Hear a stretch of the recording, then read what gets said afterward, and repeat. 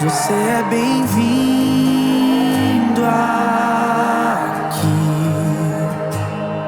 A casa é sua, pode entrar. Me esvazio de mim, me esvazio de mim.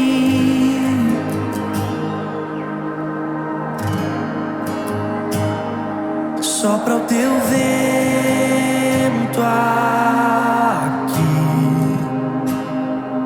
toma o teu trono, vem reinar. Nós queremos te ouvir, oh, nós queremos te ouvir.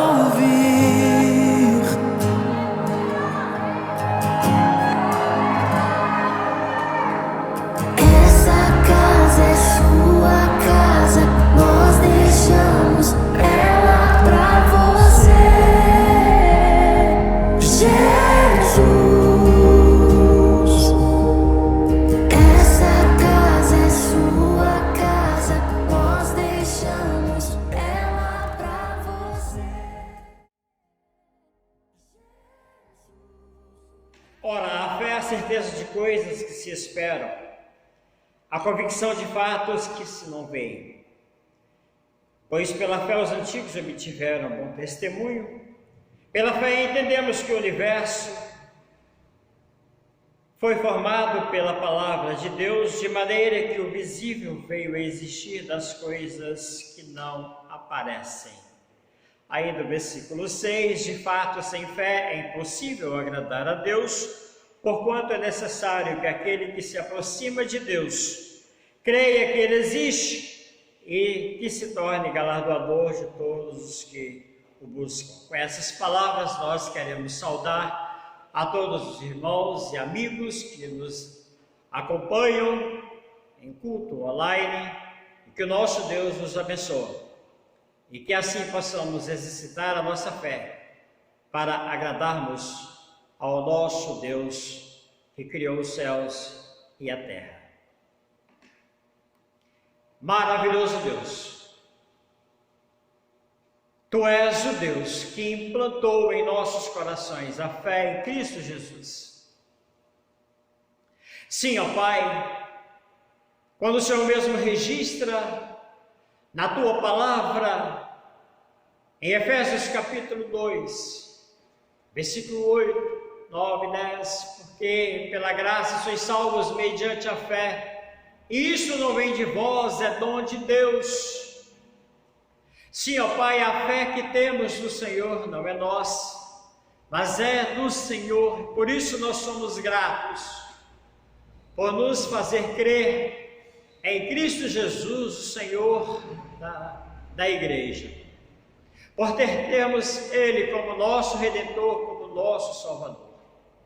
Pai, que somente nele a nossa fé venha a ser aplicada, ó Pai. Seja qual for a situação, que não venhamos a vacilar, mas que possamos crer no poder e na obra salvífica do nosso Senhor e Salvador Jesus.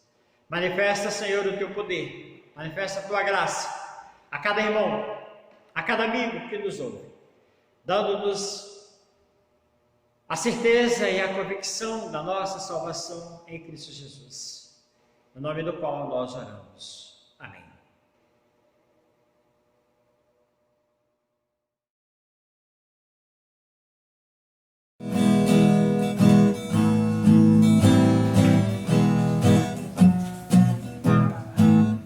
Deus promete grandes coisas conceder a qualquer que peça, crendo que há de obter, esperando sem na fé enfraquecer.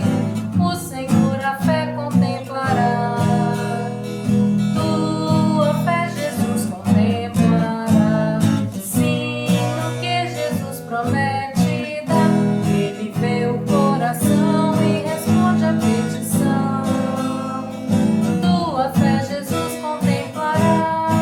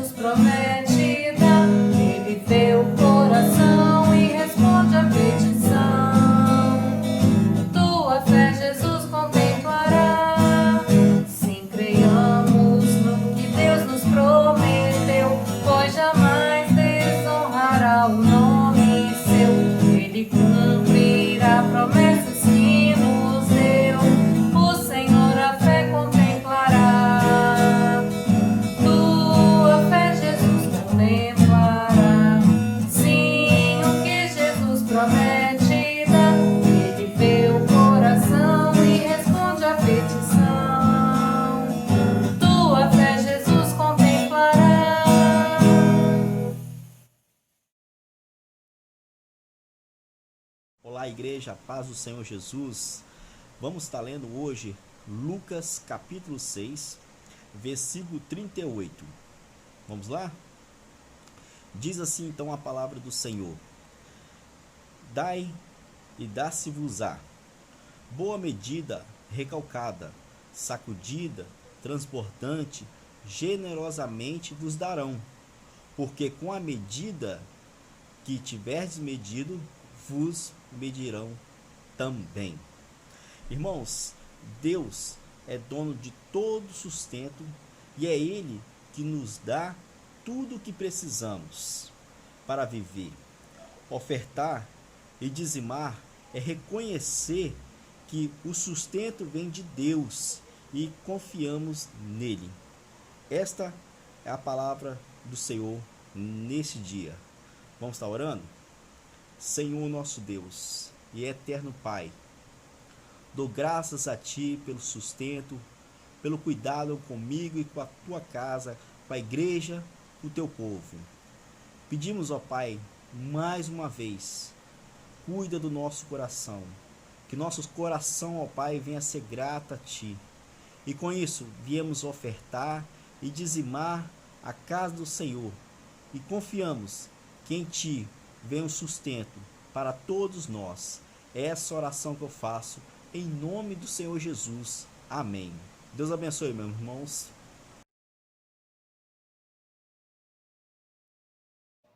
Romanos capítulo 11, versículo 33 ao 36. Assim registra a palavra do Senhor. Ó profundidade da riqueza, tanto da sabedoria como do conhecimento de Deus. Quão insondáveis são os seus juízos e quão inescrutáveis os seus caminhos. Quem, pois, conheceu a mente do Senhor, ou quem foi o seu conselheiro? Ou quem primeiro deu a ele para que ele venha a ser restituído? Porque dele, e por meio dele, e para ele são todas as coisas. A ele, pois, a glória eternamente. Amém. Porque dele, por meio dele, e para ele são todas as coisas. A ele, pois, a glória eternamente. Amém.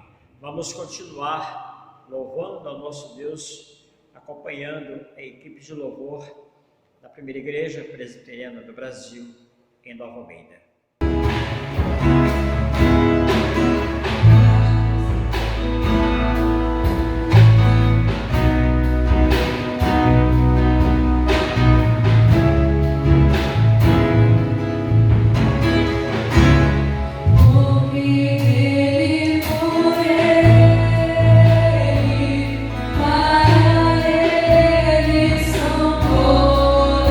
as coisas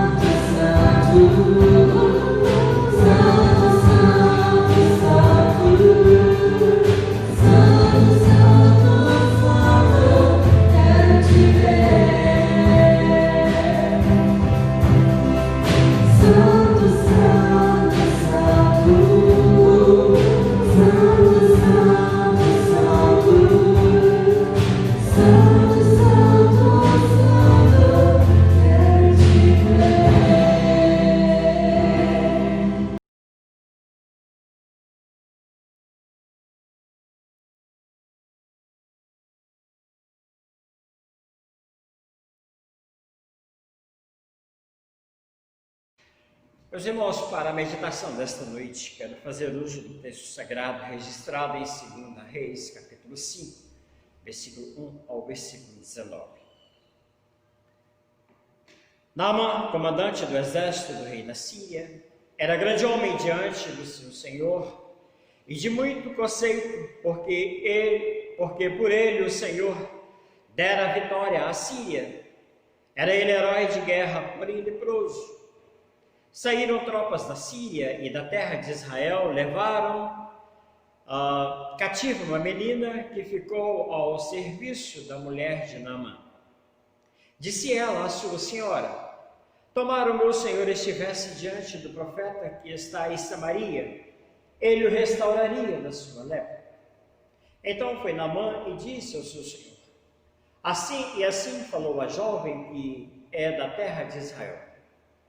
Respondeu o rei da Síria: vai, anda, e enviarei uma carta ao rei de Israel. Ele partiu e levou consigo 10 talentos de prata, 6.000 ciclos de ouro e 10 vestes festivais. Levou também ao rei de Israel uma carta que dizia: logo em chegando a ti esta carta, saberás que eu te enviei Naamã, meu servo, para que o cures ou restaures da sua lepra. Tendo lido o rei de Israel a carta, rasgou as suas vestes e disse: acaso sou Deus com o poder de tirar a vida ou dá-la, para que este envie a mim um homem para eu curá-lo de sua lepra? Notai, pois, e vede que procura um pretexto para romper comigo. Ouvindo, porém, Eliseu, homem de Deus, que o rei de Israel rasgara as suas vestes, mandou dizer ao rei: porque rasgaste as tuas vestes, deixa ouvir a mim e saberá que há profeta em Israel. Veio, pois, Naamã com os seus cavalos e os seus carros e parou à porta da casa de Eliseu. Então Eliseu lhe mandou uma mensagem dizendo: vai, lava-te 7 vezes no Jordão, e a tua carne será restaurada e ficarás limpo. Naamã, porém, muito se indignou e se foi dizendo: pensava eu que ele iria que ele sairia ter comigo, por-se-ia de pé, invocaria o nome do Senhor seu Deus, moveria a mão sobre o lugar da lepra e restauraria o leproso. Não são, porventura, Abana e Fatar, rios de Damasco, melhores do que todas as águas de Israel? Não poderia eu lavar-me neles e ficar limpo? E voltou-se e se foi com indignação. Então se chegaram a ele os seus oficiais e lhe disseram: meu pai, se te houvesse dito o profeta alguma coisa difícil, acaso não o farias? Quanto mais, já que apenas te disse: lava-te e ficarás limpo. Então desceu e mergulhou no Jordão 7 vezes, consoante a palavra do homem de Deus, e a sua carne se tornou como a carne de uma criança, e ficou limpo.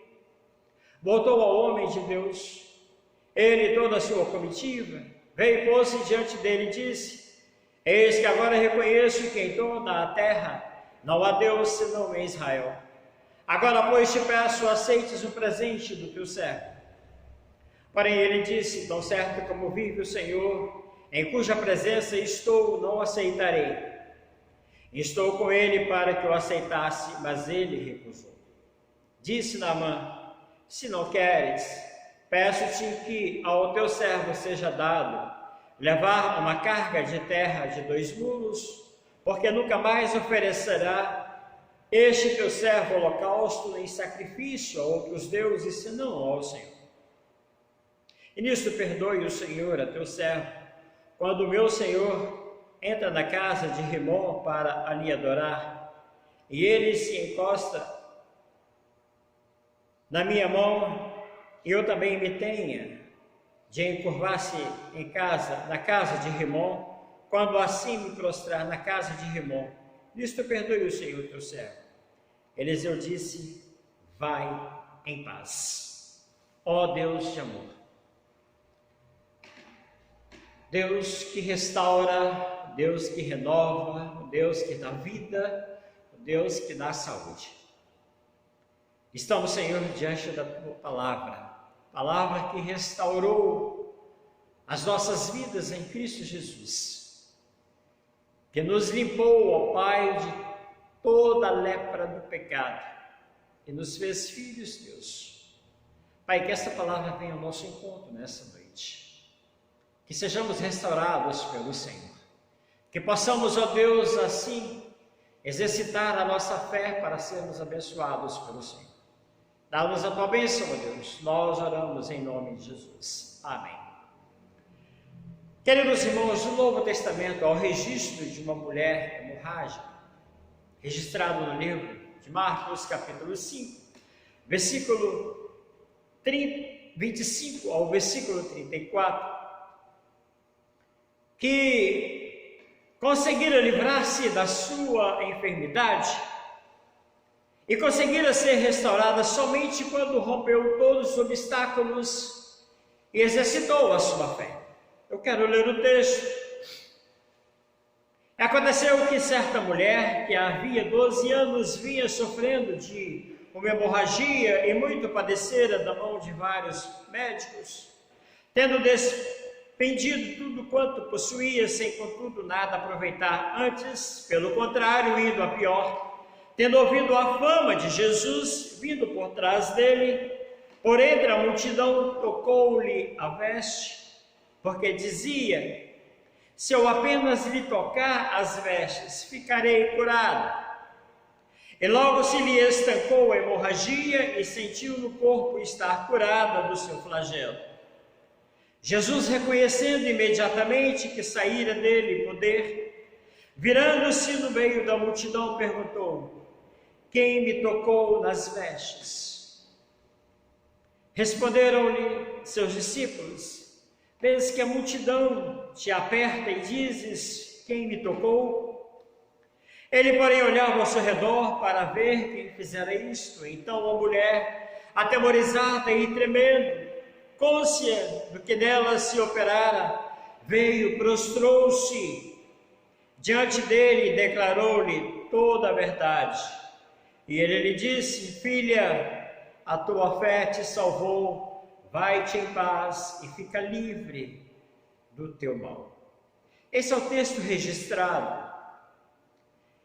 É a história verídica, verdadeira, que Marcos registra do encontro desta mulher hemorrágica com o Senhor Jesus.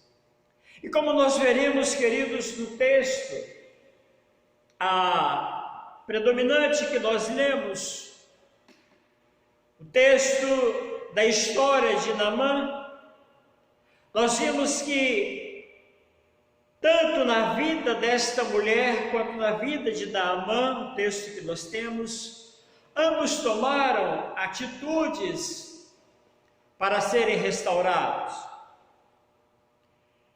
E sobre o livro dos reis, acredita-se tradicionalmente, falando que foi Jeremias quem o escreveu.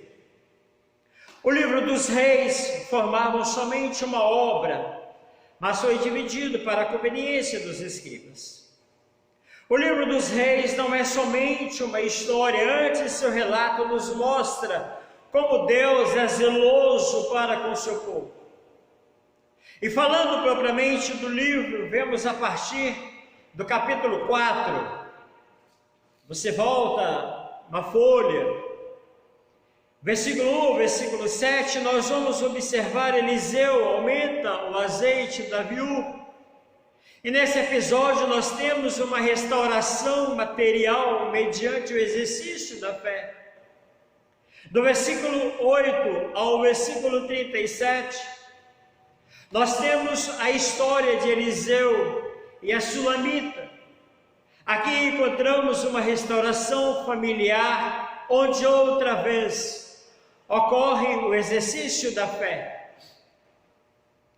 No capítulo 4, versículo 42 ao 44, nós vamos ver a narrativa da multiplicação de pães, onde novamente ocorre o exercício da fé. E no capítulo 5, texto que nós temos, versículo 1, versículo 19, nós vamos observar Naamã é curado da lepra. Aqui também o texto resgata a ideia de restauração mediante o exercício da fé. O verbo restaurar aparece 3 vezes nesta passagem do capítulo 5. Versículo 3.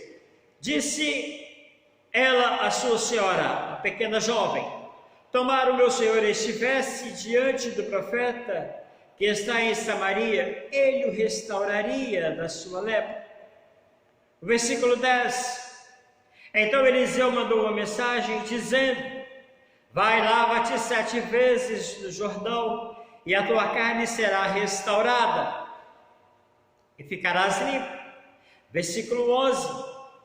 Naamã, porém, muito se indignou e se foi, dizendo: pensava eu que ele sairia a ter comigo, por-se-ia de pé, invocaria o nome do Senhor seu Deus, moveria a mão sobre o lugar da lepra e restauraria o leproso. Sim, queridos, aqui aparece 3 vezes o verbo restaurar. O primeiro verso traz um pequeno histórico do personal principal dessa história, ou desta passagem. A primeira palavra que aparece é Naamã, que no hebraico significa agradável, deleite. Este homem, ele era militarmente falando muito importante, como o próprio texto nos declara essa verdade, porque o texto diz que ele era homem, militarmente falando muito importante. Ele era o comandante do exército do rei da Síria, e nesta época Ben-Hadad reinava na Síria. Jorão, filho de Acabe, em Israel, e Josafá, rei de Judá. Esse grande homem diante do Senhor, de muito conceito, herói de guerra, como o versículo 1 fala. Contudo, queridos, a despeito de todos esses títulos, Naamã, ele era um homem leproso. A palavra lepra, ela aparece 35 vezes no Velho Testamento e 4 vezes no Novo Testamento.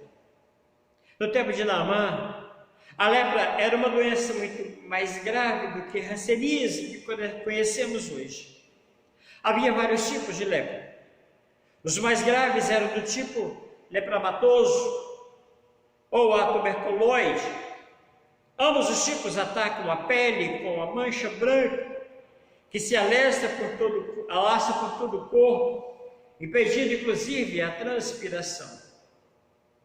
As partes atingidas ficam insensíveis ao tato e à dor.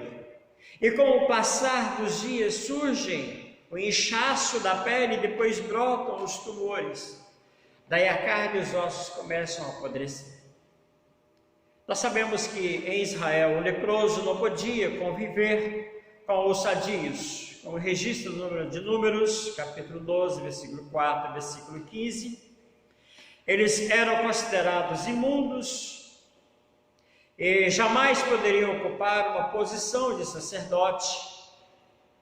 Então eram as consequências de quem tinham essa doença. Contudo, na Síria, essas proibições não vigoravam. Daí a razão porque Naamã conseguiu galgar durante a sua vida as posições que ocupava diante do rei. Se fosse em Israel, ele não teria a menor chance. Portanto, queridos, ainda não sabemos biblicamente e nem via relatos qual era o estágio que estava a doença na vida de Naamã. Mas uma coisa é certa que o texto declara: essa enfermidade o incomodava. E aquele homem, ele precisava ser restaurado. E é pensando nisso que eu gostaria de propor, então, o tema desta noite para aos nossos corações, que a restauração somente é possível quando a fé é exercitada. Em primeira instância, nós vamos observar no texto que a fé de Naamã e a restauração de Naamã, a restauração ela foi exercitada porque a fé foi aplicada quando ele se humilhou. Eu quero observar com você o versículo 9 ao versículo 14. Veio, pois, Naamã com seus cavalos e os seus carros e parou à porta da casa de Eliseu. Então Eliseu lhe mandou uma mensagem dizendo: vai, lava-te 7 vezes no Jordão, e a sua carne será restaurada e ficarás limpo. Naamã, porém, muito se indignou e foi dizendo: pensava eu que ele sairia a ter comigo, pôs-se de pé, invocaria o nome do Senhor seu Deus, moveria a mão sobre o lugar da lepra e restauraria o leproso. Não são porventura Abana e Farfar, rios de Damasco, melhores do que todas as águas de Israel? Não poderia eu lavar-me deles e ficar limpo? E voltou-se e se foi com indignação. Versículo 13, versículo 14, é uma mudança. Então se chegaram a ele os seus oficiais e lhe disseram: meu pai, se te houvesse dito o profeta alguma coisa difícil, acaso não a farias? Quanto mais, já que apenas te disse: lava-te e ficarás limpo. Então desceu e mergulhou no Jordão 7 vezes, consoante a palavra do homem de Deus, e a sua carne se tornou como a carne de uma criança e ficou limpa. Queridos, só quando a fé foi exercitada, que ele se humilhou diante da palavra do homem de Deus, é que ele teve a vida restaurada. Interessante é, queridos, que aqui não é o poder que está nas águas do Rio Jordão. Aqui não está nada pensando em simpatia, descer, mergulhar 7 vezes. Mas o que está em jogo aqui é a aplicação da fé, é o exercício da fé. E este homem, por algum momento, nós vamos observar que a arrogância e a soberba são males que apegam o ser humano como uma praga e que possibilita a restauração. E que nós também possuímos essas características por natureza. É o mal que está arraigado em nossos corações como a erva daninha. E quando em alguma área da vida somos favorecidos, então esses males ficam ainda mais evidentes. Com Naamã não foi diferente, pois não demorou muito para essas terríveis qualidades se manifestarem na vida dele. Se observarmos atentamente, veremos que Naamã chegou diante da casa de Eliseu, provavelmente numa tentativa de impressioná-lo com toda a pompa que a sua condição social lhe permitia. Como o versículo 9 diz, que ele chega e para à porta da casa de Eliseu com todos os seus, com todos os cavalos, com todos os seus carros, com toda a comitiva. Além disso, o verso 5, que nós temos, nós ainda vamos ver quando diz que partiu, levou consigo 10 talentos de pratas, isto é, cerca de 342 quilos, 6.000 ciclos de ouro, isto é, cerca de 68 quilos de ouro, e das vestes festivais. Foi com toda essa opulência que Naamã dirigiu ao homem de Deus para ser curado. Mas o versículo 10 diz que então Eliseu lhe mandou uma mensagem dizendo: vai, lava-te 7 vezes no Jordão, e a sua carne será restaurada e ficará limpa. Queridos, Naamã não esperava ser recebido dessa forma. Naamã não esperava ser recebido com uma recepção daquele tipo. Antes ele imaginava que teria uma celebração especial, uma forma de uma cura miraculosa, talvez um tratamento especial, que de fato lhe desse local e destaque quando ele mesmo pensa no versículo 11, declara no versículo 11. E logo então nós vamos ver a revolta de Naamã. Ele muito se indignou por causa dessa recepção. E essa indignação para com o mensageiro de Eliseu denuncia a própria soberba. Ao contemplarem, queridos, aquela cena, seus servos lhe disseram, quando eles já estão retornando: meu pai, um tratamento carinhoso. Se te houvesse dito, profeta, alguma coisa difícil, acaso não farias? Quanto mais, já que apenas te disse, lava-te e ficarás limpo. Queridos, da mesma forma que aquela menina de Israel havia sido usado por Deus para falar ao coração de Naamã, agora seus próprios oficiais são levantados por Deus para lhe darem lições de vida. Naamã, ele precisava entender que quem se exalta será humilhado e quem se humilha será exaltado.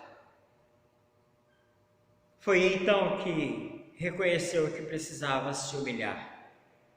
O versículo 14 registra que então ele desceu e mergulhou. A atitude de descer em si mesma já expressa esta humilhação. Naamã precisou entender que na vida, por vezes, passamos por momentos de humilhação e que esta é instrumento de Deus para moldar nosso caráter. Interessante, pois, que com esta atitude, mais uma vez, ele provou que exercitou a sua fé. A restauração vem somente quando exercitamos a nossa fé. E aqui, quando ele se humilhou. Eu quero tirar 3 conclusões desse ensino para as nossas vidas na noite desse dia. 3 aplicações. A atitude de se humilhar nunca foi fácil para ninguém. Por isso é importante que se faça a seguinte pergunta: quais são as consequências produzidas por um coração que não se humilha? Eu quero dar 3 respostas. Um coração que não se humilha vive se alimentando de decisões egocêntricas. É assim que pensou Eliseu. Naamã, porém, muito se indignou e se foi dizendo: pensava eu que ele sairia ter comigo, pôr-se-ia de pé e invocaria o nome do Senhor seu Deus. São decisões egocêntricas, queridos, de um coração que não se humilha. É o tipo de pessoa que faz tudo para que as coisas funcionem do seu jeito. E quando isso não consegue, ela fica indignada. Tem que ser assim, tem que ser dessa forma. Mas é necessário ouvirmos, darmos entendimento à voz. Então, queridos, a primeira aplicação desta noite é que o coração que não se humilha vive se alimentando de decisões egocêntricas. A segunda aplicação é que o coração que não se humilha vive à mercê de desculpas. Naamã imediatamente ele arranja uma desculpa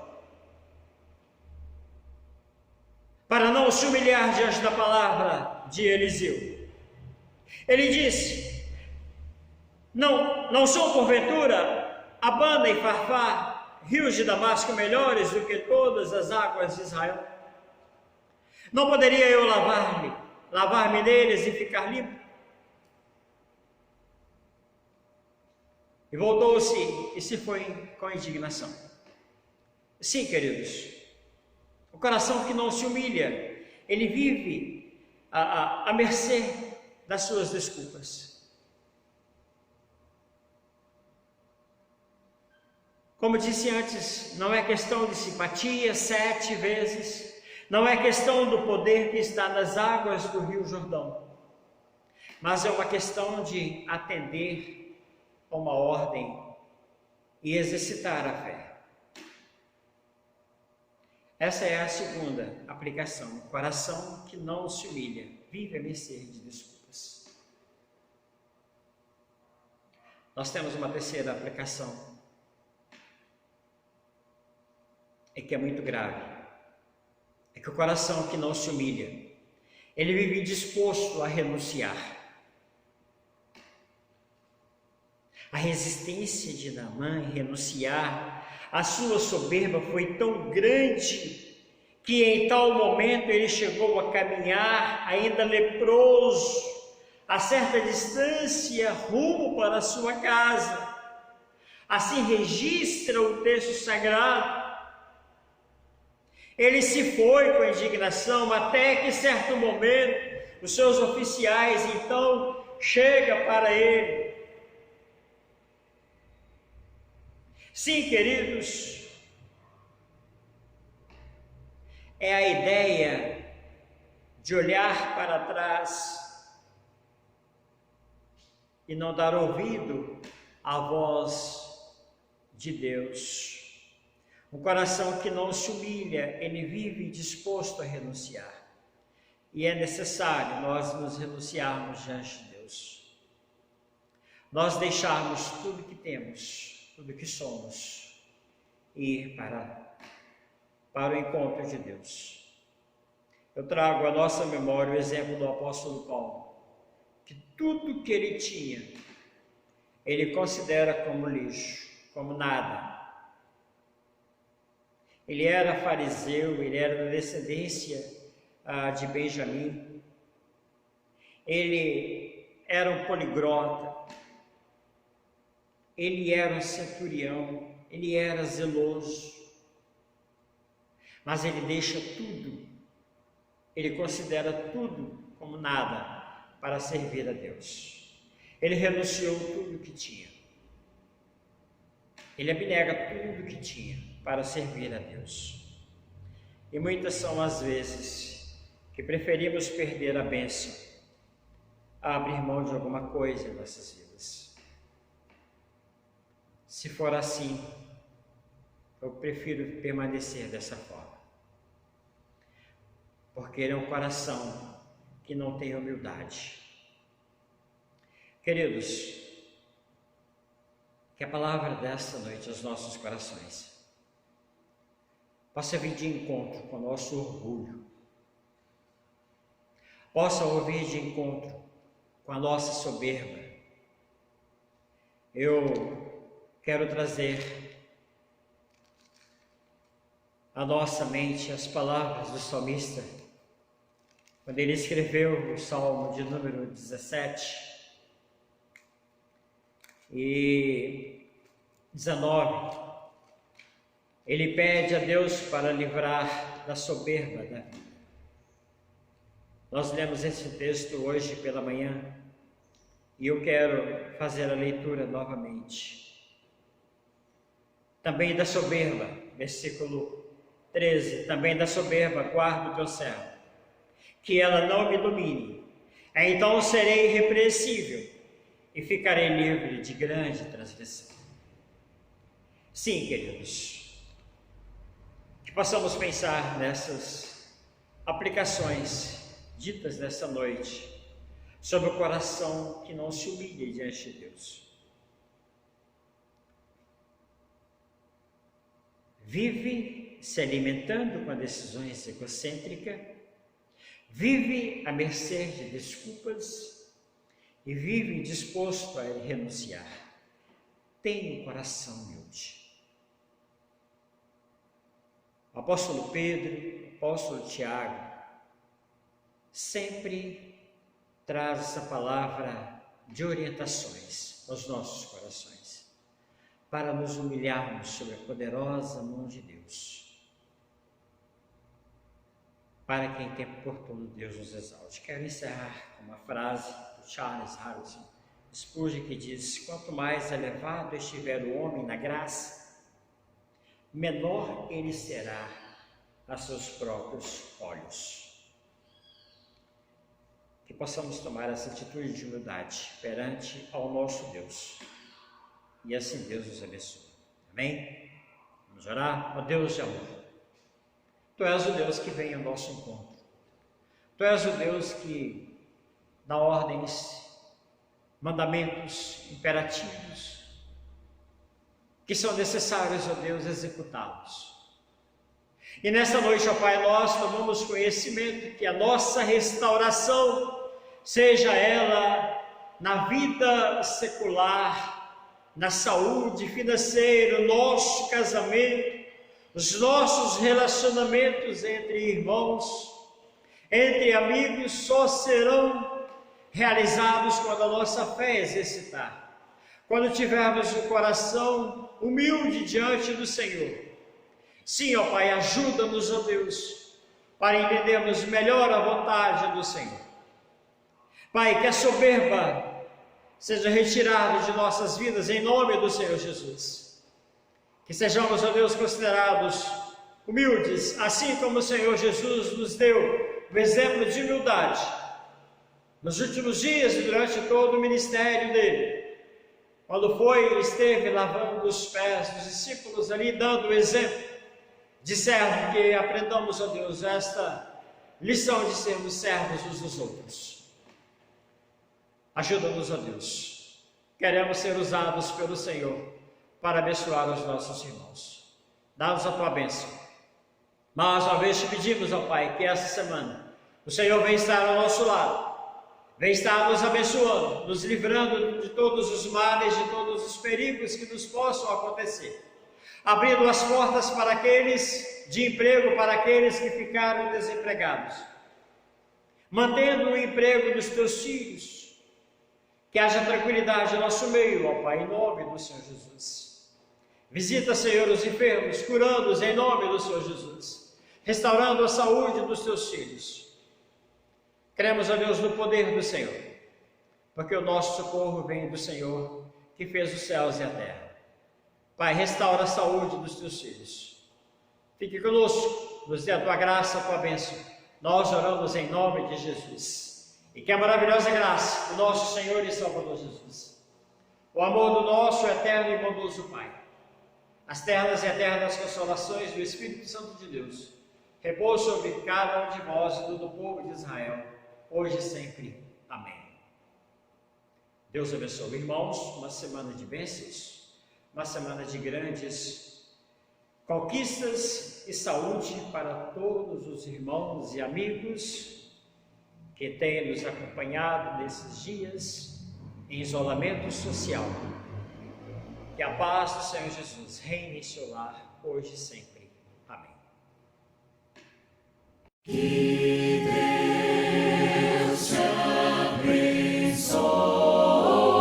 abençoe, que Deus sobre ti levante o rosto e te dê paz, e te dê paz, e te dê paz, e te dê paz, que Deus sobre ti levante o rosto E te guarde para e te guarde.